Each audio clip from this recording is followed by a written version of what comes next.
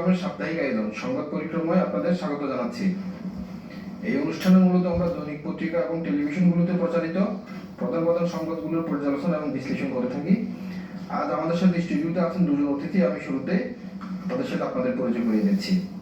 আছেন জনাব মনিরুল আলম ছোটন, রাজনীতিবিদ, যুগ্ম আহ্বায়ক পটিয়া উপজেলা বিএনপি। আছেন সাংবাদিক জাহাঙ্গীর আলম, গুরু প্রধান আজকের দা বিজনেস বাংলাদেশ। আপনাদেরকে স্টুডিওতে স্বাগত জানাচ্ছি। ধন্যবাদ। আমরা শুরুতেই দেখে নিচ্ছি দৈনিক পত্রিকায় প্রচারিত প্রধান প্রধান সংবাদগুলো। মেয়র ডাক্তার সাদাতের সাফল্য, বন্দর থেকে 100 কোটি টাকা পৌরকর পেল রসিক। ঈদ উৎসব শেষে ফেরার পথে চবির 5 শিক্ষার্থী সহ 6 জনকে অপহরণের অভিযোগ। সন্তান নিয়ে চলন্ত ট্রেন থেকে মা বাবার লাভ, 8 মাসের শিশুর মৃত্যু। বে টার্মিনাল প্রকল্প উঠছে একনেকে। মশক নিয়ন্ত্রণ ও পরিচ্ছন্ন কার্যক্রমে অসন্তুষ্ট মেয়র, রাতে কার্যক্রম পরিদর্শনের ঘোষণা। মেরিন ড্রাইভের পাশে পড়েছিল হ্যান্ড গ্রেনেড। ঠিকানা পেল চট্টগ্রাম অঞ্চলের 51 নদ নদী। সবচেয়ে দীর্ঘতম নদী সাঙ্গু, ছোট নদী টেটো ও মাদারি। শুরুতে আসছি মনিরুল আপনার কাছে, যে চট্টগ্রাম সিটি কর্পোরেশনকে 100 কোটি টাকা পৌরকর দিয়েছে চট্টগ্রাম বন্দর কর্তৃপক্ষ। অনেক দিন একটা চট্টগ্রাম সিটি কর্পোরেশন এভাবে একটি বড় একটি অর্থ প্রাপ্তি ছিল না, এত এবার হয়েছে।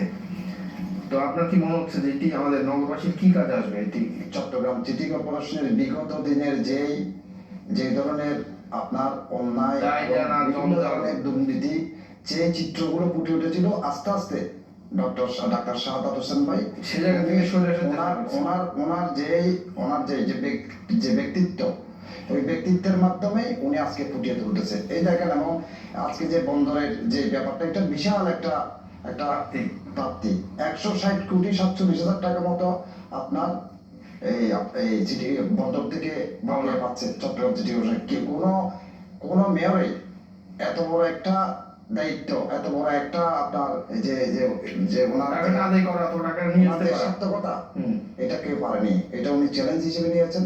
এবং যে 100 কোটি টাকা উনি যে গতকালকেই যে আমাদের যে খবরটা আসলো, অত্যন্ত চট্টগ্রামবাসীর জন্য এবং বিশেষ করে চট্টগ্রামের জন্য অত্যন্ত একটা উপকারী একটা কাজ হবে বলে মনে করি। কারণ এই সিটি কর্পোরেশন হচ্ছে বিশাল একটা এরিয়া আমাদের চট্টগ্রাম।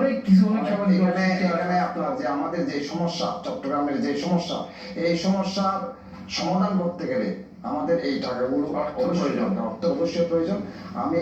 আমি আশা করব এবং আমি বিশ্বাস করি ডাক্তার শাহাদাত হোসেন ভাই, উনি ওনার যে যোগ্যতা, এই যোগ্যতা দিয়ে যে চট্টগ্রামের যে বিভিন্ন যে সেক্টরগুলো আছে, যেখান থেকে রাজস্ব আমরা পাই, এই রাজস্বগুলি উনি অচিরেই উনি, আমার মনে হয় উনি ওনার মানুষজনের সঠিক সেবাটা নিশ্চিত করতে হবে। এবং এখানে যেহেতু আপনার স্বাস্থ্যের কথা আছে, শিক্ষার কথা আছে, বিশেষ করে আমাদের চট্টগ্রামের সবচেয়ে বেশি সমস্যা হচ্ছে আপনার এই যে জলাবদ্ধতা। এই জলাবদ্ধতা আপনি দেখেন, আমাদের এই যে এখন আপনার এপ্রিলে পরে আমাদের বর্ষাকাল শুরু হচ্ছে। এই বর্ষাকালে দেখেন আমরা চট্টগ্রাম নগরবাসী, আমরা আসলে আমরা এক প্রকার সাগরের মধ্যে ডুবে যাই। আপনি বুড়াতপুর, বাদুরতলা, এখনো পর্যন্ত এখানে সামান্য বৃষ্টি হলে এখন পর্যন্ত আপনার এই পানি এবং বিশেষ করে মশক নিধনের ব্যাপার, উনি খুব সিরিয়াস।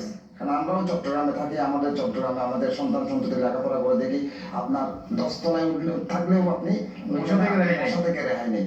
এখন যে আগে আমরা দেখতাম বিগত সরকারের আমলে ওইখানে মশক নিধনের নামে একটা রোড শো হতো। আসলে ওইখানে শুধু ধোঁয়াটাই দেখতে পেত, মশা কিন্তু দেখতে পারতো না।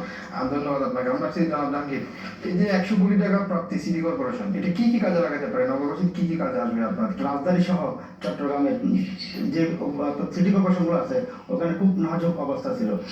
চট্টগ্রাম সিটি কর্পোরেশনে ডক্টর শাহাদাত মেয়র থাকার কারণে আমরা চট্টগ্রামবাসী, চট্টগ্রামের আপামর জনগণ সেই যে সেবাটা পেয়েছে, যে শৃঙ্খলা বলেন, ওনার যেই উদ্দেশ্য গ্রিন সিটি, ক্লিন সিটি, এবং উনি যে স্বাস্থ্যের যে চিন্তা বিষয়টা সবকিছু নিয়ে কাজ করতেছেন, এই কাজের তার সার্বিক সহযোগিতায় এই 100 কোটি টাকা কাজে দিবে বলে আমি আশা মনে করি।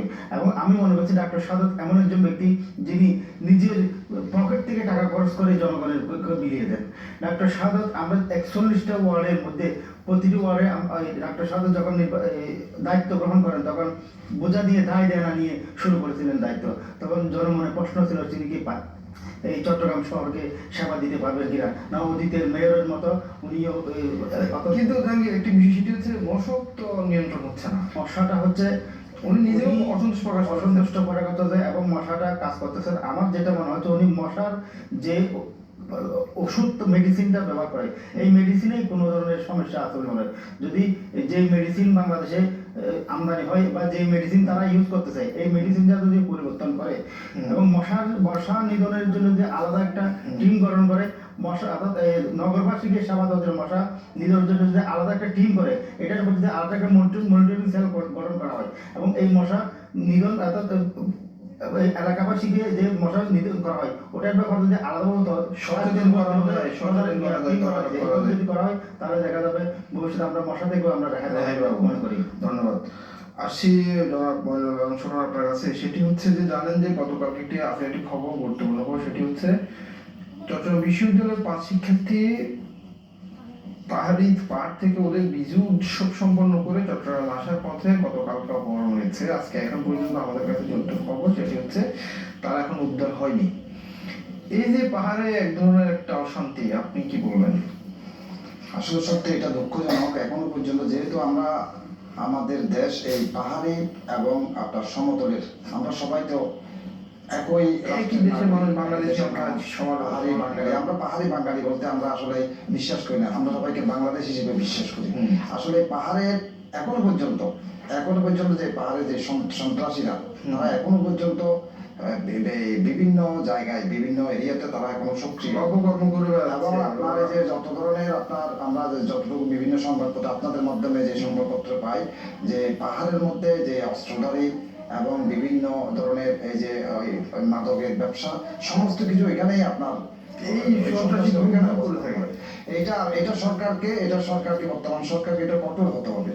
কারণ কঠোর যদি না হয়, এই সন্ত্রাস, এই যে আপনার যে মাদক, এইগুলোর কারণে আজকে অপহরণ, বিভিন্ন ধরনের নারী নির্যাতন, সমস্ত অপহরণগুলো, সমস্ত ইয়াগুলো আপনি দেখেন অতীতের যে 17 বছর যে তাদের যে পরিক্রমা, এই পরিক্রমা এখনো চলতেছে।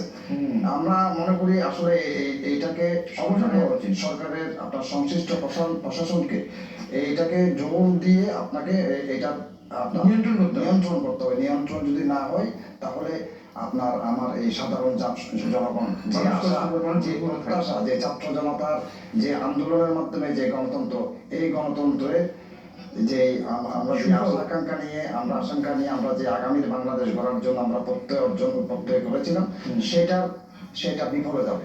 জনাব জাহাঙ্গীর, যে জানেন যে চট্টগ্রাম বন্দরের একটি বড় প্রকল্প বে টার্মিনাল, এটি অনেক দিন ধরে নির্মাণের কাজ প্রক্রিয়া চলতেছিল, কিন্তু এখন পর্যন্ত এটি কোনোভাবে হয়ে ওঠে নাই। একবার ভূমি জটিলতা, একবার ফান্ডিং এর সমস্যা, অথবা কারা করে বিদেশে কার সাথে চুক্তি করবে, পরামর্শ কারা হবে, এইসব নিয়ে অনেক ঝামেলা। তো শেষ পর্যন্ত বলছে যে এবার খুব সহসা এটি একনেকে উঠবে। তো আপনি কি মনে হচ্ছে যে এটি একনেকে পাশ হলে পরে দ্রুত হবে, এটি নির্মাণ কাজে যেতে পারবে? অর্থনৈতিক হৃদপিণ্ড হচ্ছে চট্টগ্রাম হচ্ছে চট্টগ্রাম বন্দর। বে টার্মিনাল নিয়ে আমাদের চট্টগ্রামবাসী সহ বিশ্বের বিভিন্ন দেশের এটা নিয়ে একটা আশার, একটা আকাঙ্ক্ষার জায়গা। বে টার্মিনাল আপনার দীর্ঘদিন থেকে খাস ধারাবাহিকভাবে করা যাচ্ছে। এমনকি আমরা দেখছি করোনাকালীনও বে টার্মিনাল কাজ বন্ধ ছিল না। কিন্তু বিষয়টা হচ্ছে একনেকে এখন এই দুইটা দেশ এটা 650 কোটি টাকার বিনিয়োগের অপেক্ষায় আছে, যেটা বে টার্মিনালে ইনভেস্ট করবে তারা দুইটা দেশের সাথে চুক্তি সমঝোতার কাজ চলতেছে। কিন্তু একনেকের বিষয়টা বারবার পিছিয়ে যাচ্ছে সরকারের রাষ্ট্রীয় উপর মহলের দিক, অর্থাৎ নির্দেশনা না পাওয়ার কারণে বারবার পিছিয়ে যাচ্ছে। তবে আমরা মনে করি অতি দ্রুত বে টার্মিনাল কাজটা যদি সরকারের উচ্চ পর্যায়ে সিদ্ধান্ত নিতে পারে, তাহলে বে টার্মিনাল এই যে আয়টা হবে সেটা দেশের জন্য, দেশের রাষ্ট্রের জন্য অর্থাৎ ভূমিকা হয়ে দাঁড়াবে। গতকালকে কিন্তু টেকনাফে মেরিন ড্রাইভের পাশে একটি গ্রেনেড পাওয়া গেছে। চট্টগ্রাম কক্সবাজারের সড়কটা, এই সড়কটার আপনার যে আমরা দীর্ঘদিন থেকে দেখে আছি, এই পুরো এলাকাটা, বিশেষ করে দক্ষিণ চট্টগ্রাম থেকে শুরু করে আপনার ওইখানে ওই যে সড়কের যে অবস্থা, ওইখানে আপনার মাদকের একটা বিশাল একটা আঁকা হয়ে গেছে। ওইখানে আপনার এই যে বিভিন্ন পার্শ্ববর্তী দেশ থেকে অবৈধ অস্ত্র, অবৈধ বোমা, এইগুলো পাচার হয়। এই পাচারগুলো আসলে এই পাচারগুলো আমরা দীর্ঘদিন থেকে দেখে আসছি। সবাই আমরা সবসময় শুনি ইয়াবার যে ব্যবসায়ী যারা ইয়াবা নিয়ে চালান করে তাদেরকে ধরা হচ্ছে, জ্বালানি, তাদেরকে অ্যারেস্ট করা হচ্ছে, আবার তারা মুক্তিও পাচ্ছে। সুজন ভাইয়ের সাথে আমি একটু একমত করতে চাই। আমাদের ওই রোহিঙ্গা প্রত্যাবাসনের পর থেকে আপনার যখন কোনো মাদকের প্রশাসন গ্রেপ্তার করে, এখানে অধিকাংশ রোহিঙ্গারাই জড়িত হয়ে পড়ে। কয়েকটা স্টোরি করতে গেছিলাম, সেখানে আমরা যে স্টোরিতে পেয়েছি অধিকাংশ স্থানীয়দেরকে উৎসাহ করা রোহিঙ্গারা ক্যাম্প থেকে বেরিয়ে মাদকের ব্যবসায় ছড়িয়ে পড়ছে, এবং তারা এই যে মায়ানমার থেকে যে মাদকগুলো আসে এগুলো আসে তাদের সাথে আগে ওই তাদের বাড়ির প্রত্যেকের সাথে তাদের সম্পর্ক। আরেকটা কথা হচ্ছে, এই যে আখড়াগুলো কেন হয়, এখানে নিশ্চয়ই এখানে কারো ইন্ধন আছে, কারো সহযোগিতা আছে, কারো মদত আছে, মদত তো অবশ্য আছে। যদি প্রশাসন যদি তার সৎভাবে সততা দিয়ে কাজ করে, নিরপেক্ষতার সাথে, তাহলে তো এখানে আপনার মাদক টাকার কথা নয়। আরেকটি খুব দুঃখজনক খবর দিচ্ছি, সেটি হচ্ছে যে গতকালকে কক্সবাজার যাওয়ার পথে কক্সবাজারগামী প্রবাল এক্সপ্রেস থেকে লাফিয়ে পড়ে বা সন্তানকে নিয়ে লাফ দিয়েছেন দম্পতি। 8 মাসের সন্তানটি মারা গিয়েছে। এই যে আপনি তো রেল নিয়ে অনেক দিন ধরে কাজ করছেন, রেলে যারা টিটি আছে এবং রেলে যারা ডিসিও ডিটিও আছে, ওদের অনেকের সাথে কথা বলার চেষ্টা করেছি। তাদের যে বক্তব্য এখনো পর্যন্ত মানে বোঝা যাচ্ছে তারা যে কোনো কারণে মানে লাভ দিয়েছে বা তার মনের পারিবারিকভাবে বা আর্থিকভাবে ব্যক্তিগতভাবে কোনো সমস্যা আছে। তবে রেল যে এই দুর্ঘটনা খুবই দুঃখজনক। কক্সবাজার চট্টগ্রাম 2000 কক্সবাজার চট্টগ্রাম কক্সবাজার লাইনটা নতুন, এই নতুন লাইনে এই যে আরো যাত্রীদের যে সেবা দেওয়া দরকার, আরো একটু সচেতন সেবার মান দরকার করা উচিত। সেবার মানটা আরো একটু অ্যাডভান্স হওয়া দরকার। এখনো বেসরকারিভাবে এই ট্রেনগুলো পরিচালিত হয়। আমরা আসছি টেলিভিশনগুলো সংবাদ একটু দেখে নিচ্ছি, প্রধান প্রধান সংবাদগুলো। এনসিপির আহ্বায়ক নাহিদ ইসলাম বলেছেন, ন্যূনতম সংস্কার নয় বরং মৌলিক সংস্কার চায় এনসিপি। সংস্কার ছাড়া নির্বাচন গ্রহণযোগ্য হবে না এবং সেই নির্বাচনে এনসিপি অংশগ্রহণ করবে কিনা তা বিবেচনাধীন থাকবে বলে জানান নাহিদ ইসলাম। নির্বাচনের সুনির্দিষ্ট রোডম্যাপ নিয়ে প্রধান উপদেষ্টার সাথে আলোচনায় সন্তুষ্ট নয় বিএনপি, জানিয়েছেন দলটির মহাসচিব মির্জা ফখরুল ইসলাম আলমগীর। তিনি বলেন, সুনির্দিষ্ট কোনো রোডম্যাপ দেননি প্রধান উপদেষ্টা। লিটারে 14 টাকা বাড়ানোর পর সরবরাহ বেড়েছে বোতলজাত সয়াবিন তেলের। খুচরা ব্যবসায়ী ও ক্রেতাদের অভিযোগ, কর্পোরেট কোম্পানিদের সুবিধা দিতেই এই দাম বৃদ্ধি। প্রধান উপদেষ্টা ডক্টর মোহাম্মদ ইউনূস বলেছেন, বিডিআর হত্যাকাণ্ডের রহস্য কমিশনকে উদ্ঘাটন করতেই হবে, কারণ পুরো জাতি তদন্ত কমিশনের দিকে তাকিয়ে রয়েছে। স্মরণ আসছে আপনার কাছে যে একটা বিষয়, সেটি হচ্ছে গতকালকে জানেন যে বিএনপি একটি উচ্চ পর্যায়ের প্রতিনিধি দল মাননীয় প্রধান উপদেষ্টার সাথে দেখা করেছেন। দেখা করে এসে মূলত নির্বাচনের ডেট সময় এসব নিয়ে কথা বলতে গেছেন। আমরা দীর্ঘ 15টি বছর ধরে, 15 না 17টি বছর ধরে আমরা এই দেশের বাংলাদেশের সাধারণ জনগণ একটা গণতান্ত্রিক ব্যবস্থা থেকে অনেক দূরে চলে গিয়েছিলাম। আমরা, আপনি অবশ্যই জানেন যে বাংলাদেশের এই দীর্ঘ 17 বছর একটা অপশাসন, একটা দুঃশাসনের মাধ্যমে চলেছিল। এখন মানুষের যে গণতান্ত্রিক যে মৌলিক অধিকার, বিশেষ করে আপনার খাদ্য, বস্ত্র, অন্ন, বাসস্থান, শিক্ষা এবং মৌলিক সবচেয়ে বড় অধিকার হচ্ছে মানুষের প্রত্যক্ষ এবং পরোক্ষ ভোটে আপনার মানুষকে প্রতিনিধি নির্বাচন করা, দেশ পরিচালনা। আমরা যেহেতু গণতান্ত্রিক সরকার, এটা বাংলাদেশের গণতান্ত্রিক বাংলাদেশ, এই বাংলাদেশের যারা রাষ্ট্রের দায়িত্ব থাকবেন তারা অবশ্যই নির্বাচিত হবেন। হ্যাঁ, বাংলাদেশের মানুষের প্রত্যক্ষ ভোটে নির্বাচিত হবেন। আমরা দীর্ঘ আন্দোলন সংগ্রামের পর আমরা ছাত্র জনতার যে আন্দোলন, এই আন্দোলনের মাধ্যমে একটা সুন্দর একটা সূর্য আমরা দেখতে, সূর্যের আশায় আমরা যে ছাত্র জনতা যে আন্দোলন করেছিলাম, এই আন্দোলনের মাধ্যমে আমরা একটা সুন্দর একটা বাংলাদেশ বর্তমানে পেয়েছি। এখন কাজ হচ্ছে, এখন মূল কথা হচ্ছে যে বাংলাদেশটা কে চালাবে, এটাই তো জনগণের প্রত্যাশা। এখন আপনি ভালো করে জানেন যে মানুষ আন্দোলন করেছে, মানুষ তাদের মৌলিক অধিকারের জন্য। এই যে আপনার যে নির্বাচন, এই নির্বাচনটা অবশ্যই বাংলাদেশের জনগণ চায়। যে এখানে সংস্কারের কথা আমরা দেখেছেন, আপনি গতকালকে বিএনপির মহাসচিব, মাননীয় মহাসচিব জনাব মির্জা ফখরুল ইসলাম আলমগীর সাহেব, ওনার বিএনপির যে সিনিয়র প্রতিনিধি, ওনাদেরকে নিয়ে আমাদের প্রধান উপদেষ্টা জনাব ডক্টর ইউনূস সাহেবের সাথে দেখা করেছেন।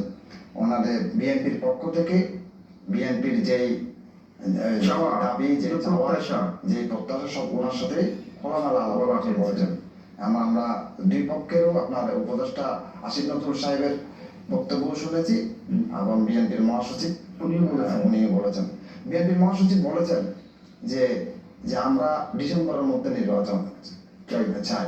এর যুক্তি হচ্ছে এখানে একটা সংস্কারের কথা বলে যে বিলম্ব করা না হয়। সংস্কারের কথা বলে যে আপনার যে একবার এখন তো আজ পর্যন্ত উপদেষ্টা পরিষদ থেকে যে কখন নির্বাচন হবে, নির্বাচনের রোড ম্যাপটা কি, এইটা তো এখনো পর্যন্ত আপনার খোলাসা করেননি। এটার একটা রোড ম্যাপ দেয়নি। বিএনপি বাংলাদেশের একটি বৃহৎ জনপ্রিয় একটি সংগঠন। বাংলাদেশের জনগণ এই বিএনপিকে অনেকবার বাংলাদেশের রাষ্ট্রের দায়িত্ব দিয়েছেন। এই কারণে বিএনপি যেহেতু একটি জনপ্রিয় একটি বৃহৎ সংগঠন, সেই হিসেবেই আমাদের আপনার বাংলাদেশ জাতীয় দলের মহাসচিব ওনার প্রতিনিধি প্রধান উপদেষ্টার সাথে কথা বলেছেন। এখানে বিএনপির দাবিটা হচ্ছে সংস্কার আমরা চাই। আমরা প্রধান নির্বাচন না হলে, নির্বাচন বিলম্ব হলে দেশ বিশৃঙ্খল অন্য আরেকটা পরিস্থিতি। আমি বলছি আমরা প্রধান উপদেষ্টা বিএনপির পক্ষ থেকে বলা হচ্ছে আমরা প্রধান উপদেষ্টা এবং উপদেষ্টা পরিষদকে আমরা এই আপনার 5ই আগস্টের পর বা 36 জুলাইয়ের পর থেকে আমরা সহযোগিতা করাচ্ছি এবং আজ পর্যন্ত প্রত্যেকটা সময় বিএনপি পক্ষ থেকে বলা হচ্ছে সরকারের সমস্ত কার্যক্রমে আমরা সহযোগিতা করেছি এবং সমর্থন করেছি। কিন্তু নির্বাচন তো দিতে হবে। এখানে সংস্কার যদি যে মৌলিক সংস্কার, সে কথাটি বলছেন। মৌলিক সংস্কার তো অবশ্যই করতে হবে। এনসিপির প্রধান নাহিদ উনি ট্রাম্প প্রশাসনের দুজন উচ্চপদস্থ কর্মকর্তা বাংলাদেশ সফর করছেন। ওরা গতকালকে বিভিন্ন রাজনৈতিক দলের সাথে কথা বলেছে, বিএনপির সাথে কথা বলেছে, আমাদের সাথে কথা বলেছে, এনসিপির সাথে কথা বলেছে। ওখান থেকে বেরিয়ে এনসিপি বলছে যে, এনসিপির প্রধান নাহিদ ইসলাম বলতেছেন যে সরকার প্রশাসন বিএনপিকে সেবা করছে বা বিএনপিকে সাপোর্ট করছে, মৌলিক সংস্কার না হলে আমরা নির্বাচনের দিকে নাও যেতে পারি, এরকম একটা কথা ইঙ্গিত উনি দিয়েছেন। তো এইটির আসলে কি ফলাফল? আসলে মূল বিষয়টা হচ্ছে রাষ্ট্র গত 17 বছর রাজপথে যুদ্ধটা ছিল সুস্থ নির্বাচনের জন্য। সুস্থ নির্বাচন না হওয়ার কারণে নির্বাচনের জনগণের যে ম্যান্ডেট এটা না এই অর্থাৎ এটা নিয়েই 17 বছর যুদ্ধ করেছে। এখন 5ই আগস্টে বিপ্লবের পরে একটা দেশের জনগণ চায় একটা সুস্থ নির্বাচন, কিন্তু একটা বিপ্লবের যে অংশীদার এনসিপি নতুন দল করেছে তাদের যে চিন্তাধারা, আপামর জনগণের যেই কথাবার্তা আলোচনা, অনেকে আজকে মনে করেন আলোচনা হচ্ছে বিভিন্ন ভার্চুয়াল জগতে, অনেকে বলছে এক দলের সোশ্যাল মিডিয়ায় নানা ধরনের বাকি আছে, মানে সময় হয় নাই। আরেকটা দলের এখন তাদের মার্কার জন্য নিবেদন করেছে, ওটার প্রক্রিয়া শেষ হয় নাই। আর আরেকটা দলের 17 বছর ফ্যাসিস্টের সাথে যুদ্ধ করে রাজপথে থেকে অর্থাৎ সুস্থ নির্বাচনে জনগণের ম্যান্ডেট ফিরিয়ে দেওয়ার জন্য যুদ্ধ করে অর্থাৎ আসছেন। কিন্তু মূল বিষয়টা হচ্ছে আসলে এই পরিবেশে তো আরেকটা দেশ চলা যায় না। এখন দেশের কিছু হলে একটা মব সৃষ্টি হয়ে যায়, অর্থাৎ সুস্থ একটা দেশের একটা নির্বাচনকালীন গণতান্ত্রিক ধারায় ফিরতে হলে নির্বাচিত জনপ্রতিনিধিদের কোনো বিকল্প নেই। ভোটের মাধ্যমে জনপ্রতিনিধি যখন সৃষ্টি হবে তখন দেশের মানুষের স্বস্তি আসবে, শান্তি আসবে, ব্যবসা বাণিজ্য হবে এবং দেশের যে এই এখন অস্থিরতা পরিবেশ এটা ফিরে আসবে, দেশের সুস্থ পরিবেশ ফিরে আসবে। ছোট নাসি এবার ঠিক অন্য আরেকটা বিষয়, সেটি হচ্ছে যে জানেন যে গতকালকে সোয়াবিন তেলের মূল্য কেজি লিটার প্রতি 14 টাকা করে বৃদ্ধি করা হয়েছে। এ নিয়ে বাজারে একটু অস্থিরতা আছে। তো রমজানে তো ভালোই ছিল, এখন তো আবার একটু নড়াচড়া শুরু হচ্ছে দ্রব্যমূল্য নিয়ে। আপনার কি পর্যবেক্ষণ? আসলে এই সয়াবিন তেলের ব্যাপারটা আপনার আমাদের যে নিত্য প্রয়োজনীয় জনগণের যে নিত্য প্রয়োজনীয় জিনিসগুলো, তার মধ্যে সয়াবিনটা হচ্ছে প্রধান একটি চালের মতোই একটা আপনার দ্রব্য। এই সয়াবিন তেল নিয়ে আপনার দীর্ঘদিন আমরা শোনা হচ্ছে এখানে সিন্ডিকেটের ব্যাপার। এখানে আপনার এই যে সিন্ডিকেট করে সয়াবিন তেলের দাম বেড়ে দিচ্ছে। এই যে আবার এদিকে সরকার থেকেও বিভিন্ন সময় বিভিন্ন করের কথা বলে সবসময় এটা আমরা দেখতেছি এটা দিন দিন শুধু বাড়তে আছে।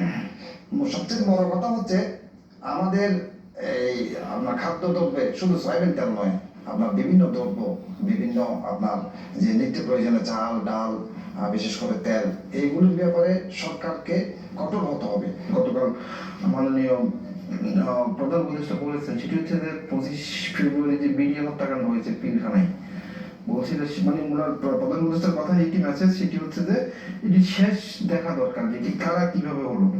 আপনার কি অভিমত, এটি কি আসলে আমাদের যে বিডিআর হত্যাকাণ্ড তো অনেকে ফাঁসি হয়েছে, অনেকে জেল হয়েছে, অনেকের এই যে শাস্তি হয়েছে, তারপরেও ওই জিনিসটি কেমন আমাদের বলতে হচ্ছে কেন এটি? আসলে শাহরুমান ভাই, যে আমাদের একদম সংক্ষেপে আমরা শেষ দিই। আমরা অবশ্যই এই বিডিআর হত্যাকাণ্ড এটা বাংলাদেশের একটা আলোচিত একটা হত্যাকাণ্ড। আমাদের এই বাংলাদেশের যে সূর্য সন্তানগুলো ওদেরকে হত্যা করা হয়েছে। আমাদেরকে অত্যন্ত নির্মমভাবে হত্যা করা হয়েছে। এখানে বিডিআর বিদ্রোহের যে কথা আসলে বলা হয়েছিল, এটা হচ্ছে নিছক একটা নাটক। এখানে একটা পরিকল্পিত হত্যাকাণ্ড।